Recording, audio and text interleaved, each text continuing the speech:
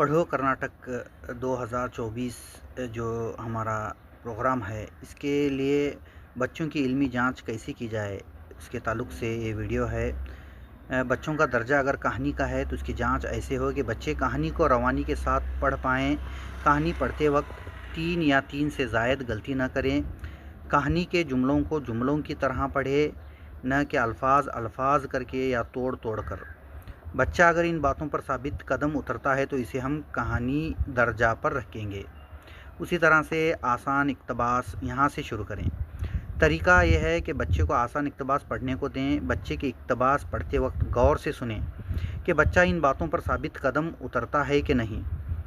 Number 1, इक़्तिबास पढ़ने में 3 से ज़ायद गलती न करें। इक़्तिबास रवानी से पढ़ें। नंबर 3, इक़्तिबास के जुमलों को जुमलों की तरह पढ़ें, न कि अल्फाज करके।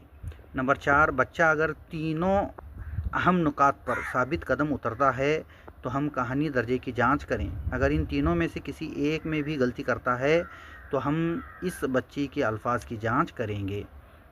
अगला दर्जा है अल्फाज दर्जा। दिए गए अल्फाजी सफ़हा में से कोई 5 अल्फाज पढ़ने को कहें। अल्फाज का इंतखाब बच्चों को खुद से करने को कहें।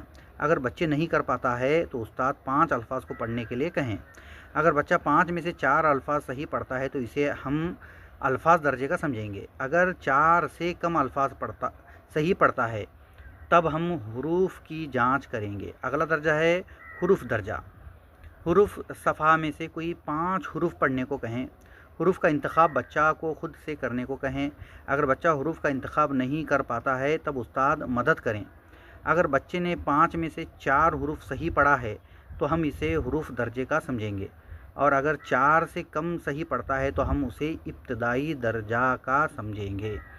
तो इब्तदाई दर्जे का इस तरह से है कि यहाँ इस दर्जे में किस किस्म की जांच नहीं की जाएगी और बच्चा इसी दर्जे का कहलाएगा। तो यहाँ पर उर्दू पढ़ने का तरीका इस तरह से है।